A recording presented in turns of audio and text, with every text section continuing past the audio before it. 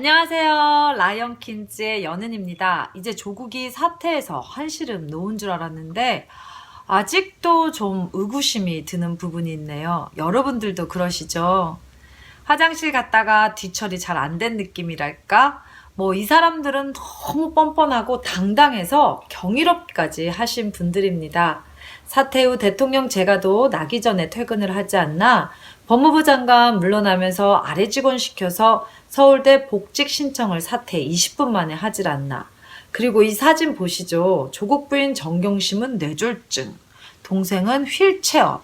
정말 이 사람들은 세상 살 줄 아는 사람들이네요. 범죄 혐의자들이 인권 코스프레 하면서 검찰 협박하고 사람이 먼저다라고 했던 문재인은 범죄를 저질러도 자기 사람이 먼저다 였나 봅니다. 적폐수사 3년 동안 전직 대통령 및 그 친인척들을 구속 수사하면서도 무려 60대 후반의 박근혜 전 대통령부터 7, 80대 이명박 전 대통령 및 그 가족들 수사에는 인권의 인자도 꺼내지 않았었습니다. 3년 내내 적폐청사만 부르짖더니 자기 편 수사 들어오니 인권 실드 치면서 자신의 편이라 생각했던 윤석열 총장을 토사구팽을 넘어 이제는 오히려 범죄 혐의자에게 검찰이 적폐니 검찰을 개혁해야 한다고 하고 있습니다. 참 어처구니가 없죠. 지난번에도 몇 번 언급했지만 좌파는 목적을 위해서는 수단과 방법은 모두 정당화시킵니다.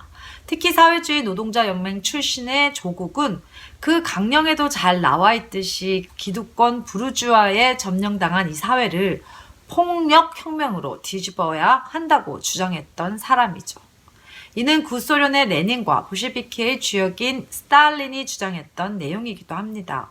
실제로 이들은 자신들의 혁명 달성을 위해 통계에 의하면 적게는 2천만 명에서 최대 4천만 명에 달하는 대학살을 감행했습니다. 여기 비하면 히틀러는 명함도 못 내밀 정도의 대학살이었습니다. 중국의 모택동도 이와 비슷했죠.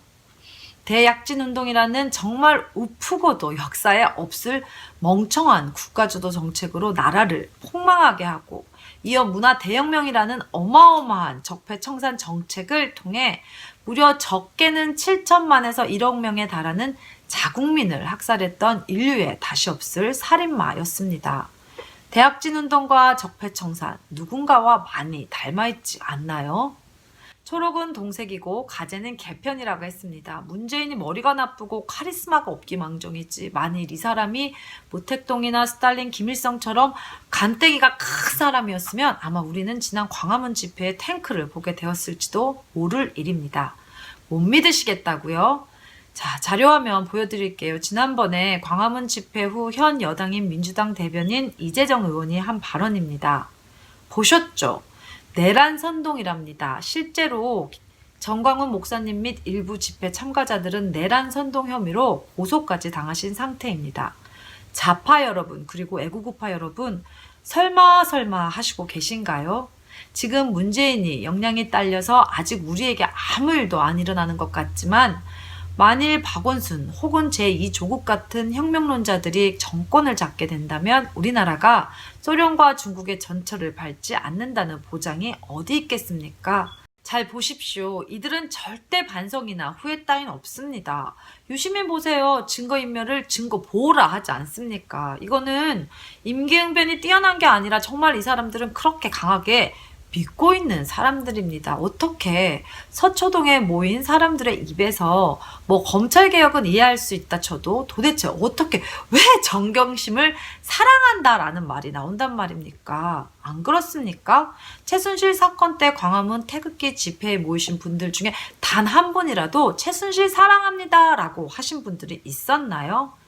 이것은 상식의 문제가 아니라 거의 정신병 수준입니다. 우리나라에서 가장 민감한 학사 비리 문제로 수사받은 사람을 마치 적폐와 맞서 싸우는 사람으로 포장해서 영웅으로 만들려고 하고 있습니다. 에휴, 정말 할 말을 잃게 만드는 사람들입니다. 결론입니다. 국민 여러분 그리고 특별히 좌파 여러분 이들을 믿으시면 절대 안 됩니다. 일단 여러분들을 자신들의 혁명에 이용하고 나면 이들은 제일 먼저 여러분들을 제거하려 할 것입니다. 왜냐고요? 여러분들은 정의로운 분들이니까요. 다시 말해 자신들에게 반대하는 자들만이 아닌 앞으로 껄끄러울 것 같은 존재들도 모조리 제거해버리는 것이 이런 혁명론자들의 특징입니다. 뭐 좌파 여러분이 좋아하시는 군사독재 박정희 대통령, 전두환 대통령 많이들 욕하시죠. 이들은 구태타는 했지만 이런 대학살을 감행하지도 않았고 정말 다행히도 공산주의자들이나 사회주의자들이 아니었기에 이 나라가 이렇게 선진국 반열에까지 오를 수 있었던 것입니다. 물론 독재는 정의로운 여러분들의 눈에 나쁜 것이겠지만 문재인 조국 같은 좌파 혁명론자들은 독재자들보다 100배, 1000배 위험한 사람임을 아주 심각하게 인식하셔야 합니다. 결코 오래전의 일도 아니고 먼 나라의 일도 아닙니다. 그러니 무조건적인 지지와 찬성보다는 깨어있는 시민의식으로 이들을 경계하고 의심하는 마음을 결코 늦춰서는 안 될 것입니다. 시청해 주셔서 감사합니다.